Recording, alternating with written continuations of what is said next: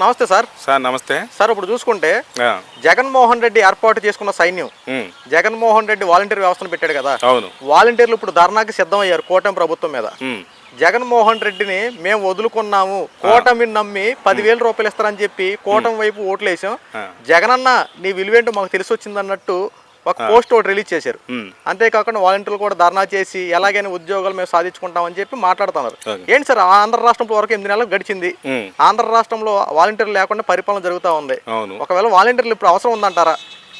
ఇప్పుడు వాస్తవంగా చెప్పాలంటే జగన్మోహన్ రెడ్డి గారు ఆయన ప్రభుత్వంలో వీళ్ళని కీలక బాధ్యతలు అప్పచెప్పి వాలంటీర్ని పెట్టుకున్నాడండి. రెండవ విషయం ఏంటంటే వాళ్ళు గవర్నమెంట్ ఎంప్లాయీస్ ఏం కాదు, వాళ్ళకి ఏమీ అపాయింట్మెంట్ లెటర్ లేదు, వాళ్ళకి ఏం అథారిటీ లేదు. ఒక వాలంటీర్కి వచ్చేటప్పటికి ఒక 50 ఇళ్ళు అప్పచెప్పారు, ప్రతి పథకం వాళ్ళ దగ్గర తీసుకెళ్ళమన్నారు. ఒక్క ఓటు కూడా బీరిపోకుండా ఆ 50 ఇళ్ళలో ఉండే ఓటు బ్యాంక్ని మన ప్రభుత్వానికి వేసేటట్టు చూడమని చెప్పారు జగన్మోహన్ రెడ్డి గారు. ఇంకొక విషయం ఏంటంటే ఎలక్షన్ టైంలో వాలంటీర్లకి మీరు స్వచ్ఛందంగా రిజైన్ చేసేయండి, మానేసేసి ఎలక్షన్లో పాల్గొండి, మీకు నెక్స్ట్ పోస్టులు ఇస్తాం అని చెప్పడంతో పాపం కొంతమంది వాలంటీర్లు నమ్మి వాళ్ళు చేసేటువంటి వాలంటీ వ్యవస్థకి రిజైన్ చేసి బయటకు వచ్చేసారు.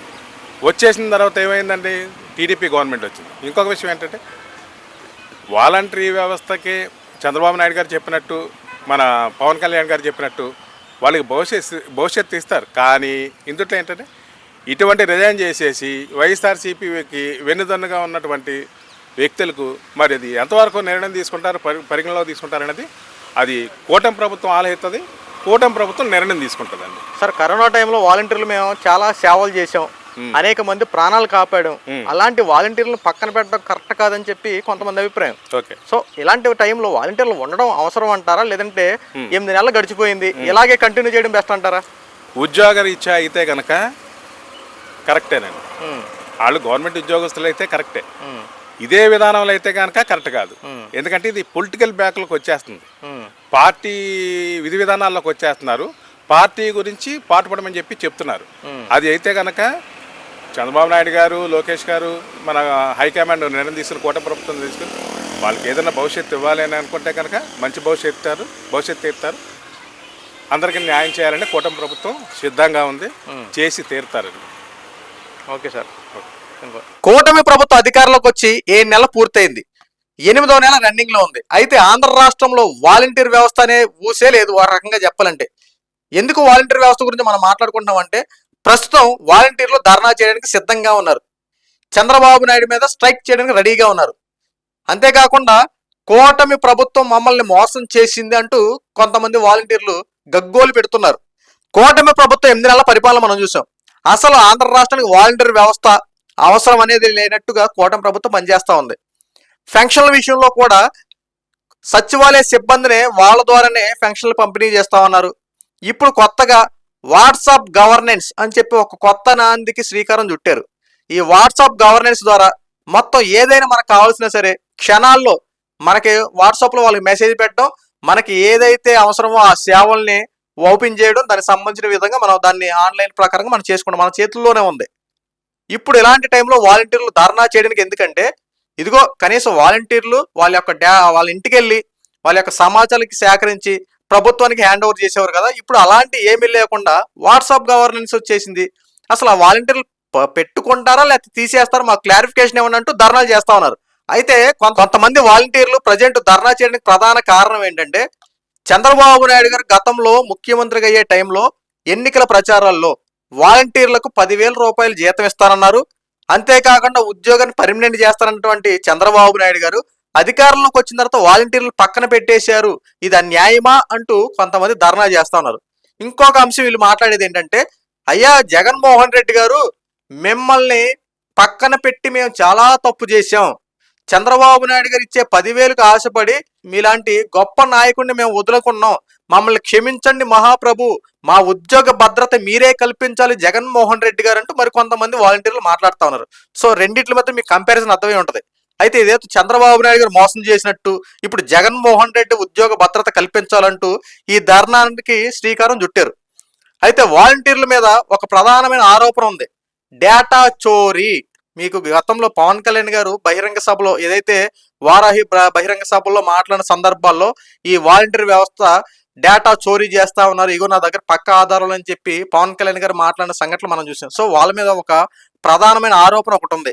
సో ఆంధ్ర రాష్ట్రంలో ప్రస్తుతం ఒక పక్కన సచివాలయ సిబ్బందితో ఫంక్షన్లు ఇప్పిస్తా ఉన్నారు. సచివాలయ సిబ్బందిని ఏ అంశానికైనా ప్రజల్లోకి వెళ్ళి వాళ్ళ ద్వారా అన్ని సమాచారాన్ని సేకరించి ఏవైతే సమస్యలను వాటిని పరిష్కరించే విధంగా చర్యలు కొనసాగుతా ఉన్నాయి. సో ఇలాంటి టైంలో జగన్మోహన్ రెడ్డి ఏర్పాటు చేసినటువంటి వాలంటీర్ వ్యవస్థని పట్టుకోవడానికి కూటమి ప్రభుత్వం అంగీకరించట్ల. అయితే జగన్మోహన్ రెడ్డి అధికారంలో ఉన్నప్పుడు ఈ వాలంటీర్ వ్యవస్థని కొంతమందిని బలవంతంగా రాజీనామాలు చేయించాడు. కొంతమంది అలాగే ఉద్యోగాలు కంటిన్యూ అయ్యారు, రాజీనామాలు చేయకుండా వాలంటీర్లు అలాగే కంటిన్యూ అయ్యారు. అయితే కంటిన్యూ అయినటువంటి వాలంటీర్లు తీసుకుంటారా అనే కొద్దిగా ఆలోచనలు కూడా ఉన్నాయి. ఏదైతే రాజీనామాలు చేయకుండా ఉద్యోగాన్ని అలాగే కొనసాగించిన వాళ్ళకి ఉద్యోగ భద్రత కల్పిస్తూ వాళ్ళకి కాస్త వేరే విధంగా వాళ్ళతో పని చేయించుకునేలా కూటమి ప్రభుత్వం ఆలోచన. సో అది రాబోయే రోజులు ఖచ్చితంగా దీని గురించి క్లారిఫికేషన్ ఇస్తారు.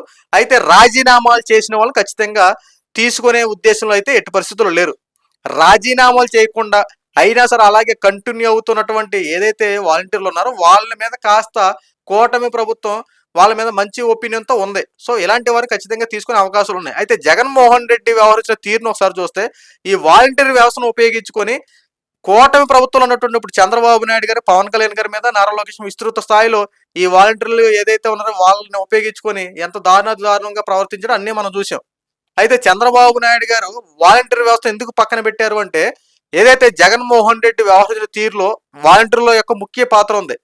జగన్మోహన్ రెడ్డి చెప్పింది అలా చేశారు. సో ఎందుకంటే జగన్మోహన్ రెడ్డి ముఖ్యమంత్రి ఉన్నాడు కాబట్టి వాళ్ళకు ఉద్యోగ డబ్బులు ఇచ్చే సార్ కాబట్టి ఆ సార్ చెప్పినట్టు చేయాలి కాబట్టి వాలంటీర్ ఎక్కడ తప్పు లేదని మనం గ్రహించాలి. అంతేకాకుండా వీళ్ళే వాలంటీర్లు కరోనా టైంలో చాలా కష్టపడ్డారు. సో దీని గురించి కూడా మనం ఓపెన్గానే మాట్లాడుకోవాలి.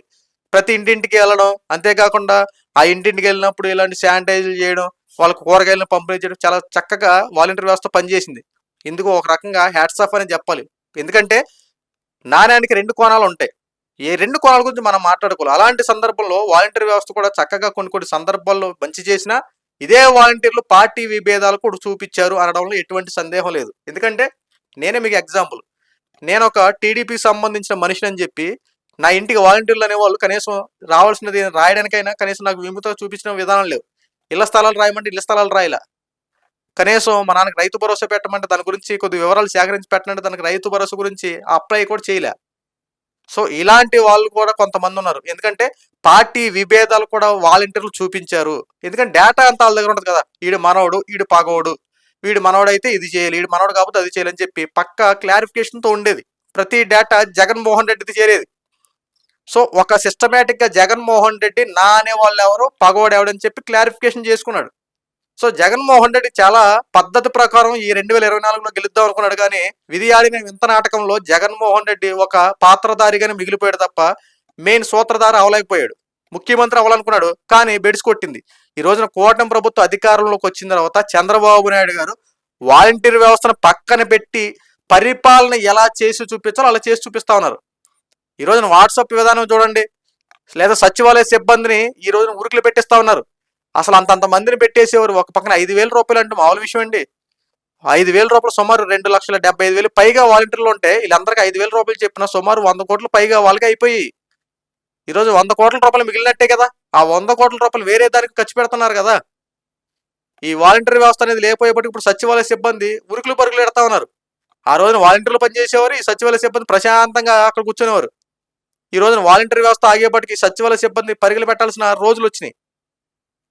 చంద్రబాబు నాయుడు గారు అధికారంలోకి వస్తే ప్రతి ఉద్యోగి ఒళ్ళు దగ్గర పెట్టుకుని పనిచేయాలి. సో చంద్రబాబు పరిపాలన అలా ఉంటుంది. రాబోయే రోజుల్లో కూడా వాలంటీర్ వ్యవస్థ ఖచ్చితంగా 100% చంద్రబాబు నాయుడు గారు న్యాయం చేస్తారు. కానీ ఇందులో కొన్ని విభేదాలు కూడా ఉన్నాయి. ఎందుకంటే చంద్రబాబు నాయుడు గారు చెప్పే రూల్స్ అండ్ రెగ్యులేషన్స్ అన్ని ఫాలో అయ్యి ఈ ప్రకారమే చేస్తున్నామని ఖచ్చితంగా తీసుకుంటారు, లేదంటే పక్కన పెట్టేస్తారు. వాలంటీర్లు కొంతమంది స్వచ్ఛందంగా సేవ చేయడం ముందుకు వచ్చిన వాళ్ళు ఉంటే వాళ్ళ మీద కాస్త మంచి ఒపీనియన్ ఉంటే వాళ్ళని కాస్త ఆలోచిస్తారు. ఎందుకంటే ఊర్లో తెలుస్తుంది కదా, డేటా అన్ని ఎంక్వైరీ చేస్తారు కదా, పలానా వ్యక్తి మంచోడా కాదా అని చెప్పి ఎంక్వైరీ చేస్తే దాంట్లో ఏమైనా బ్యాడ్ ఒపీనియన్ కానీ వస్తే సో వాళ్ళ గురించి కాస్త ఆలోచిస్తారు. ఇందులో రిజైన్ చేసిన వాళ్ళు కాస్త పక్కన పెట్టేస్తే రిజైన్ చేయని వాళ్ళు ఎవరంటారో వాళ్ళ మీద కాస్త ఇంట్రెస్ట్ చూపిస్తారు. సో ఈ వీడియో మీకు నచ్చితే లైక్ చేయండి, షేర్ చేయండి. ఇలాంటి మరిన్ని అప్డేట్స్ కోసం మన ఛానల్ సబ్స్క్రైబ్ చేసుకోండి. Thank you.